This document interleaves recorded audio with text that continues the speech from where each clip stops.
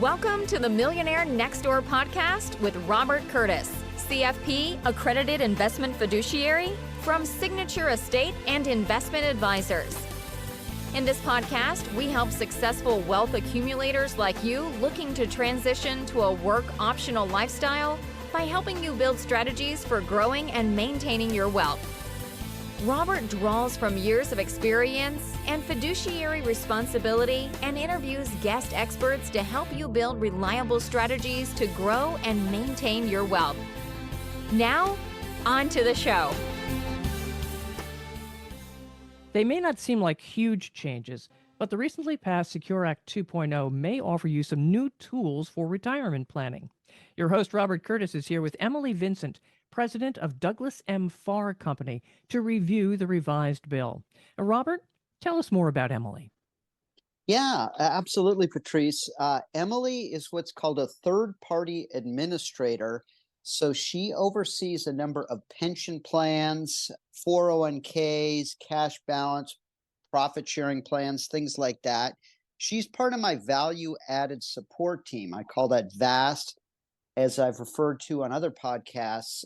These are integrated professionals that we don't just refer or introduce. They are literally baked into our process. So when clients or folks need some help, she's available, her and her team.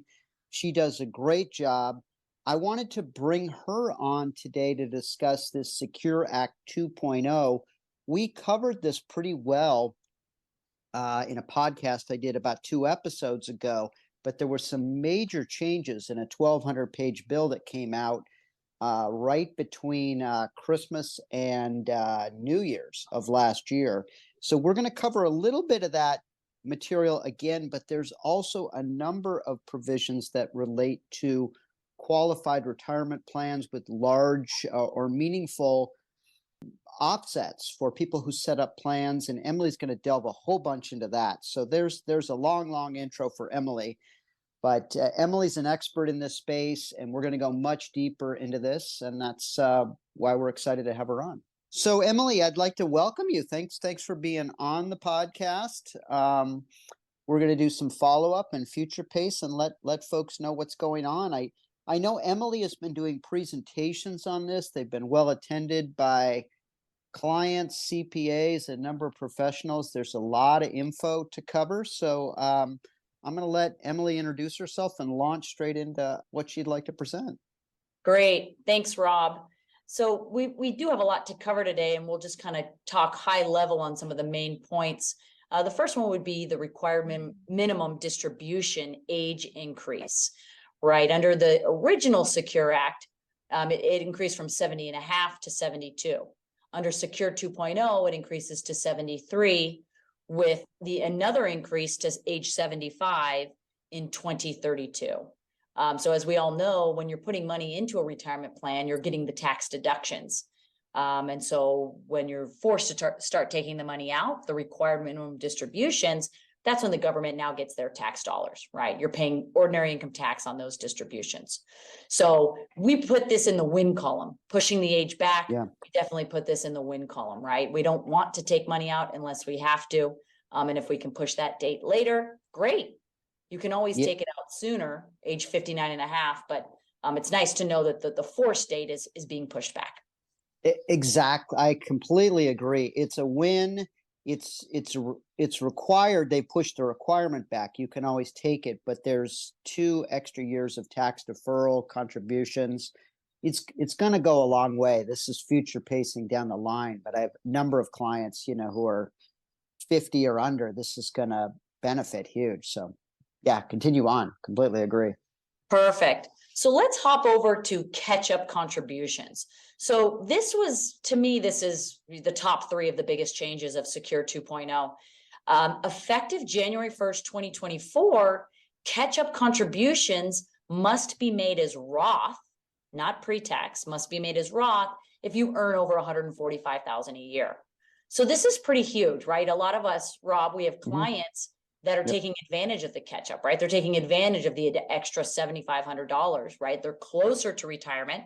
So the government says, okay, you're closer to retirement. You can put away more. We call that the catch-up. instead of that being able to be funded as pre-tax, it now has to be Roth.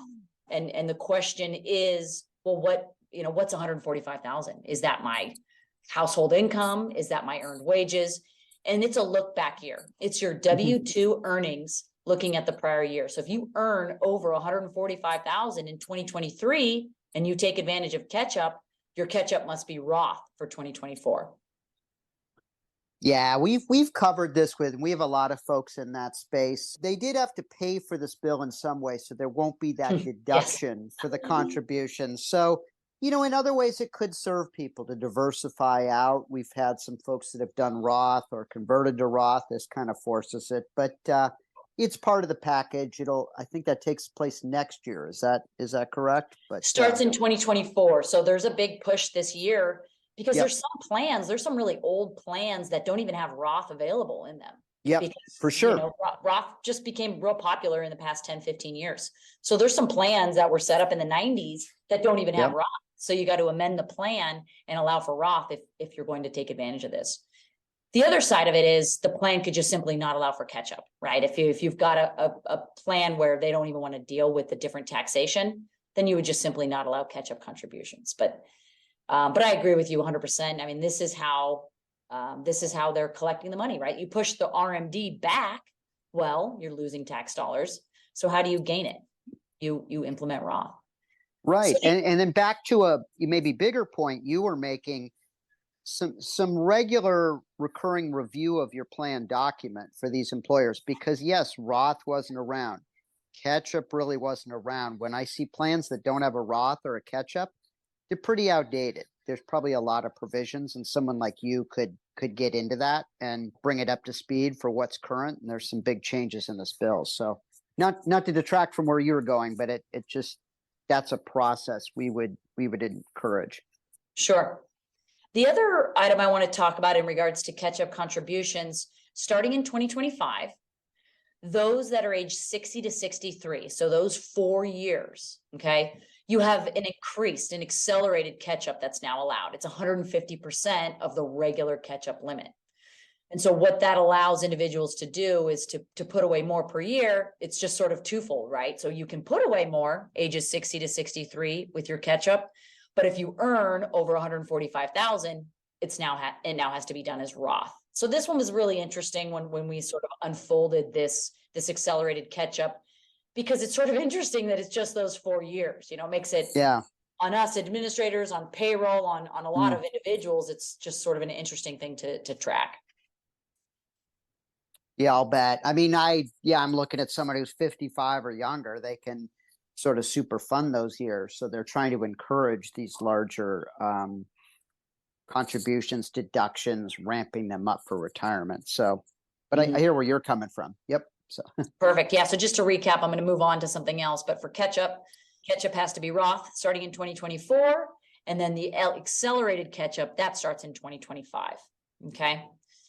So we'll move on to starter 401k plans. So these retirement plans are federally regulated. Okay. So each individual state, in California, we have Cal Savers. Every state has their own individual IRA that they're pushing. So now this is on the federal level. It's not a requirement, but now it's an opportunity to have a 401k plan that's essentially an IRA. Okay. It follows the IRA limits. It's not subject to the normal testing that 401k plans have. It does have automatic enrollment, starting at 3% with a 1% escalation every year. But this is a great opportunity for those employers that don't want to do a match. They don't want to fund any sort of company contribution, but they don't want to do the state's required plan. They want to have flexibility to use a financial advisor like Rob, right? They want to use a different financial institution. They don't want to be forced into what the state is requiring them to do.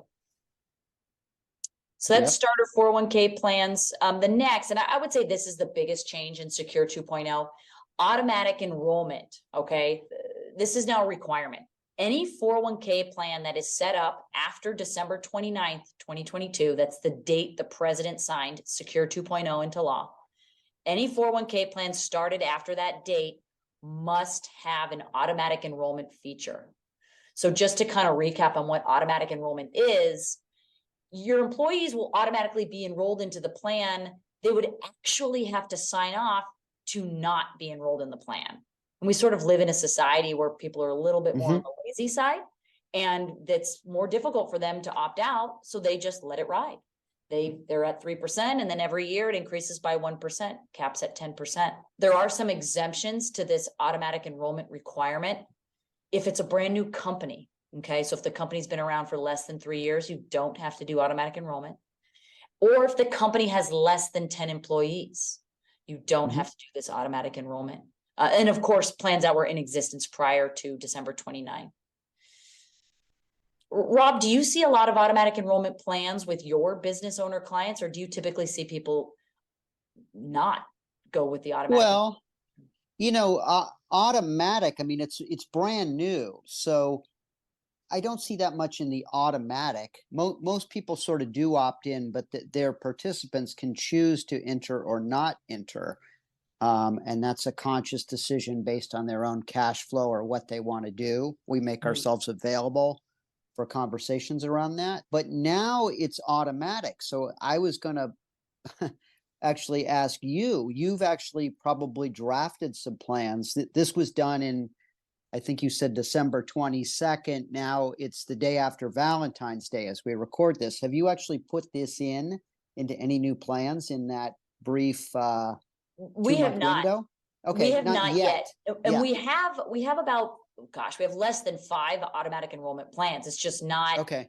Yeah. When we're sitting down with a business owner and talking about the different options with a 401k plan, most of the business owners say, I don't want to force anyone into this. If they want to be in, great.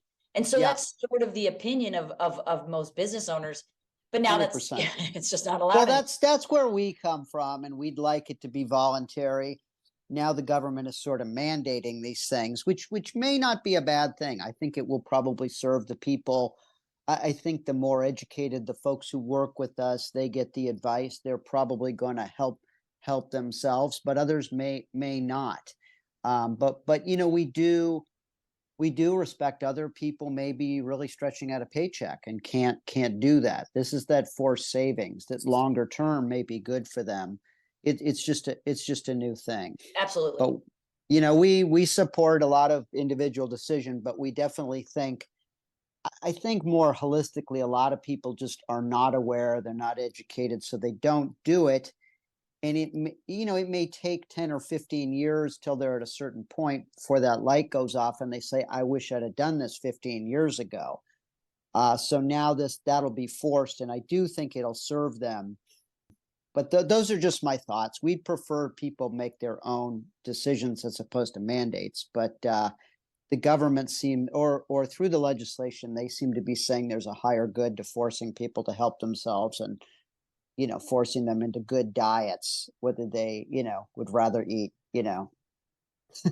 fast food or not. So anyway.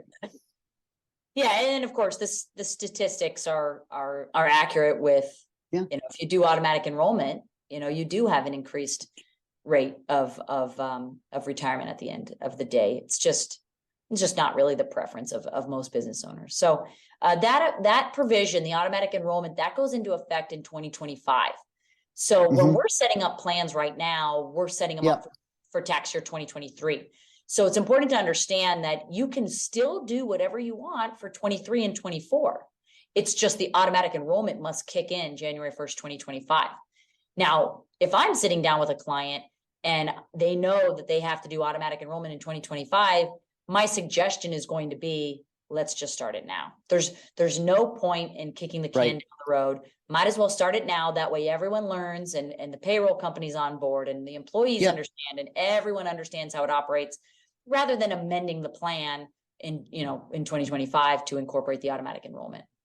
But these folks can say, like, if I'm the participant, I can say I choose not to do this, right? So count me out. That is correct. That is correct. You can choose not to. You can opt out. You absolutely can opt out, or you can opt in at a different rate. So the automatic enrollment requirement is a 3% opt-in with a 1% auto escalation. And ultimately, I think it'll serve folks. I mean, I think where they're coming from is there's some fiduciary duty on the part of the employer if you've got someone who's coming in at 24 years old or doesn't understand it, and 10 years goes by where they never really fully understood that they could contribute to this thing and accumulate some pretty decent sums.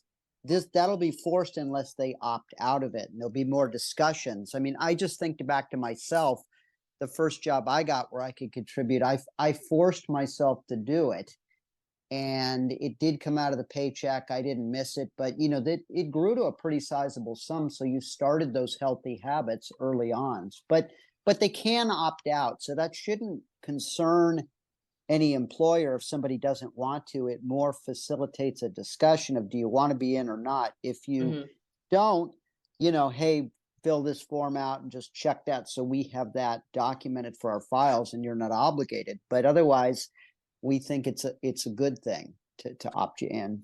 Yeah, I Keep think going. the hardest Yep. part is getting started, you know, and I think that this is forcing people to start, right? So once a year goes by and they see they have, you know, $1,500, $2,500 in their account, right? There's no looking back. Yeah, So and I think some of these, I'm just, you know, just imagining out in based on what I've seen and doing this 25 years, but there could be some lower middle, you know, income folks that all of a sudden are forced into this and end up, you know, down the line, life goes on and they hit a certain point and it's 40, 50, 60, $100,000. And they're like, that wasn't that bad. You know, they I got didn't through miss it on their stuff. paycheck. Yeah, I got by. Things weren't easy, but now I have this. And if I hadn't have done that, Yeah. I'd really be stressing to catch up. So I think as a kind of a generational thing, I do think that'll be good. Yeah. So we'll move on to LTPT, long-term part-time. So under the original Secure Act that passed in late 2019, that was sort of incorporated in 2020, LTPT was if you have employees that are fairly part-time, right? They're working 500 hours to 999 hours a year. If they do those hour requirements for 3 consecutive years, you have to offer the 401k plan to them. You have to offer them a place to make contributions. You don't have to match them. You don't have to fund any sort of employer contribution on their behalf, but you have to provide them with the opportunity to participate in your plan. And so that was a rollout from the original Secure Act. And so that was looking at 2021, 22, 23, and then those people would be able to enter January 1st, 2024. Now the 500 to 999 hours, that comes into play because most plans, you're allowed to exclude people that don't work 1,000 hours a year. So what the government was seeing was, well, gosh, there's this huge chunk of people that are less than 1,000 hours a year that have no opportunity to participate in a 401k plan. And so that's where that stems from. So Secure 2.0 changed the LTPT rule to 2 years. So 2 years of 500 to 999 hours, okay? So it's important to note that if you have someone that works 550 hours in the first year and then they drop down to 300 hours, the clock starts all over. They have to have 2 consecutive years of 500 plus hours in order to have opportunity to participate in the 401k. Concern from my end as a third-party administrator, you know, the one filing the 5,500 every year, the tax return for the plan. My concern is a plan that has less than 100 participants being pushed into over 100 participants. So as some of you may know, if you have less than 100 participants in your plan, you have a much smaller tax return that you file. Once you have over 100 people in your plan, you have a large plan audit. It's about $15,000 a year. A special CPA audit firm does that audit, and it's costly. And so my concern is pushing a small plan, as we say, into a large plan and being forced to do this costly audit because of potentially a lot of part-time people. Oh, and do you see employers on the crux of their creeping up in the 90s and employee wise? And you're so you got to say, by the way, if you grow through here, you might as well make it count, because you're talking about a $15,000 much more complicated audit. Oh, good. See, Emily's a resource who can ferret all this out for folks. So that's why we partner with her. And so what we're looking at this year for our clients is we're looking at who this affects, right? Who are the businesses? And it's a lot of construction companies, right? Where there's people coming and going. Maybe they're doing while they're busy and their hours fluctuate from year to year. And certain industries, right, would play into that, if you're certain deadlines that causes you to bring people on and then kind of upload them. So what we're seeing this year is we're really delving into who's in that category, who's in that 500 to 999. And if they are going to be close to 100 or more employees, my opinion, and this doesn't work for everyone, but this is my opinion at the ones we've seen so far. My opinion is to have two separate plans. One plan for your folks over 1,000 hours. And if you have enough people that are in the less than 1,000 hours, you have a separate plan for those people. The cost of two plans, right? Two plan documents, two tax filings. The cost of two plans with less than 100 employees is less, significantly less than having one large plan with the large plan audit. All right. Again, that's great. And everyone. they've given you time to review this for existing plans and to have a conversation, right? Rather than making it law retro. So you're providing that value for clients, which is correct. And thanks for pointing that out. This goes into effect January 1st, 2025, the 2 years. Yep. And the old was 2024. So you are correct. It gives you some time to figure out how to deal with this if you are a company that has a lot of part-time people. All right, moving along, we can talk about the startup credit. So some businesses never really got into the 401k space or the profit sharing or defined benefit plan space because they felt like the cost was just too much. They couldn't provide a benefits plan in addition to the contributions for the employees, whether it's a match or something else. And then of course the cost to maintain it, right? The cost of where the plan sits, my cost, right? All of the different costs involved. So under the original Secure, there was a startup credit of about $250 per person, capped at $5,000. So if you had, 50 people, it's a $5,000 credit. And that was a 3 consecutive year credit, 5,000, 5,000, 5,000. So it essentially made it free to set up a plan. So under the new rule, the credit is that and then some. Okay. You get a credit of $1,000 per employee, assuming you fund that much for that person per year. And then there's a phase out. So just big picture, because there's a lot of details in this. Big picture is there are sizable credits for setting up these plans. And it's not just the first 3 years, it actually goes into 5 years. And the idea behind phasing the credit out after 5 years is that you should at this point have enough money in your plan, 5 years has gone by, where you can pass this cost on to the employees, right? Into the assets of the plan. So typically the company picks up the cost of running a plan. But once 5 years has gone by, you should have enough money in that plan where if you share it among the employees in the plan, it's nominal, right? So I'm not sure, Rob, if you've kind of seen when you're meeting with clients and they're thinking about setting up a plan, what their sort of opinion is on the cost and if it's deterred them, to setting up a plan or not. It can deter them, but these offsets and these credits, and just for anyone who's considering this, when we set them up, we have a very detailed process and a very open discussion about what are the benefits, what are the costs. We would introduce someone like yourself. We could have this discussion, so they could be, well educated as to, is this a good thing? Typically, the business owner's taking the largest deduction and making the largest contributions. So usually it's to their favor. But we have these discussions, and the fact that this gets expanded and there's going to be a credit to help you pay for it to cover fees you have, maybe fees I have for my professional services. I think that's a real positive. Mm-hmm. Absolutely. So moving along to, this would probably be my favorite, family attribution rules. So there are some of the states are community property states and some are not. Family attribution rules in community property states, California is one. Family attribution rules say spouse A and spouse B, while they may have separate businesses that they own, they are tied together because they are attributed of owning the other's business, right? Let's say spouse A is a medical practice, spouse B owns a law practice, okay? When we're setting up these retirement plans, we have to look at that because we have to consider both companies when we do our non-discrimination testing.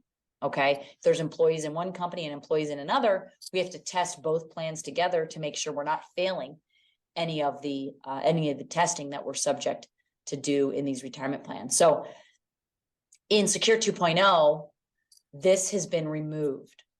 We no longer have to tie these two together when we're setting up these plans. So the spouse that owns the medical practice, let's say that's a thriving practice, and that spouse wants to have a robust defined benefit plan. Okay. We don't have to consider the law practice when we're setting up that plan.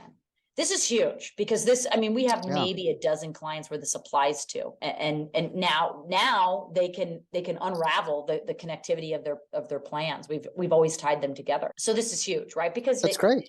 It's common to both be involved in a business. Sometimes they're both owners of businesses, and sometimes one's more successful than the other. And that more successful businesses needs that tax deduction. They're looking for that deduction.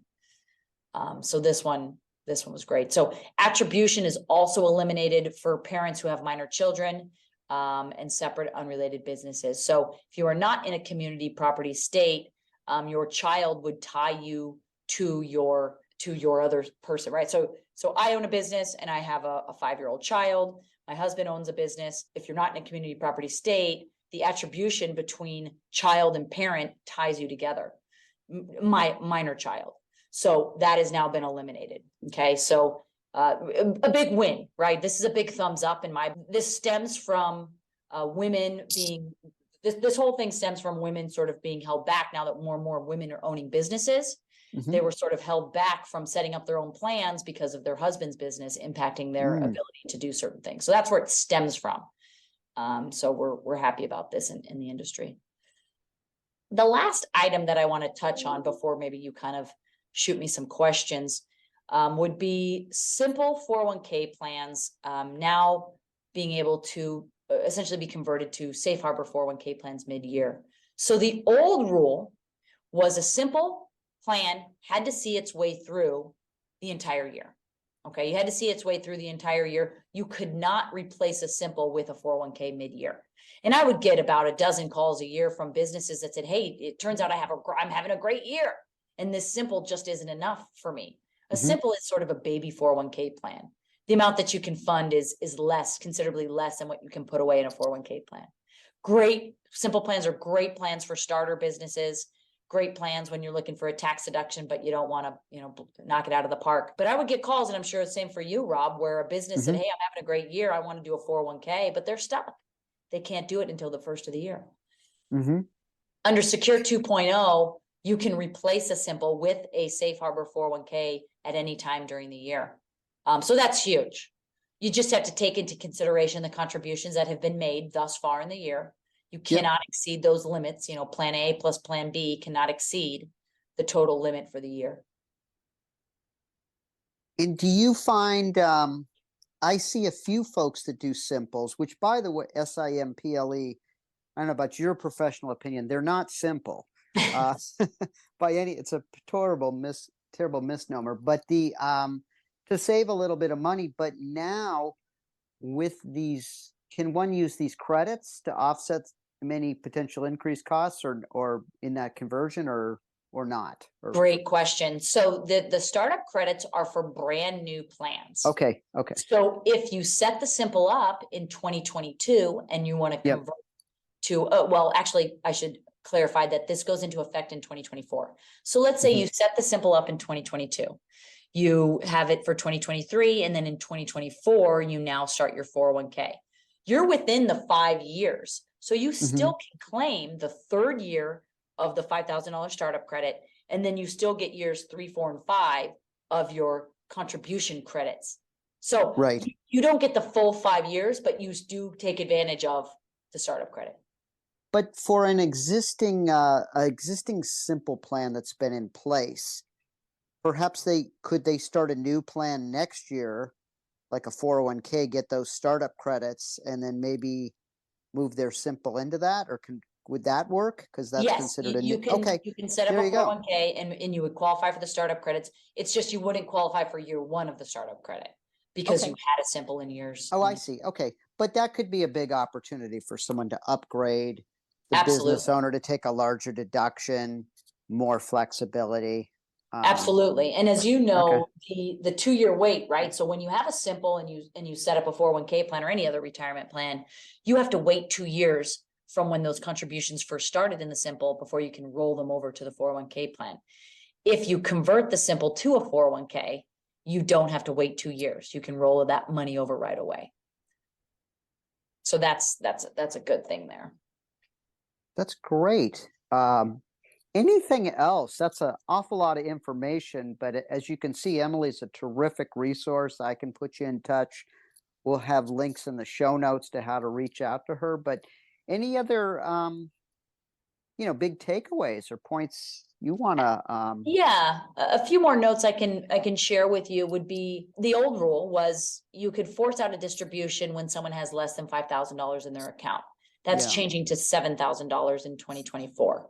And what that means is when we're talking about these large plans, a small plan being forced Yep. into large plan status, 100 people, Yep. costly audit, right? Sometimes what we see when we take over a 401k plan, we see that there's like 30 people that have terminated and never been paid out.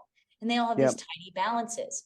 So this being able to force out distributions under 5,000 would allow us to get rid of these tiny balances so we don't push a plan into large plan status.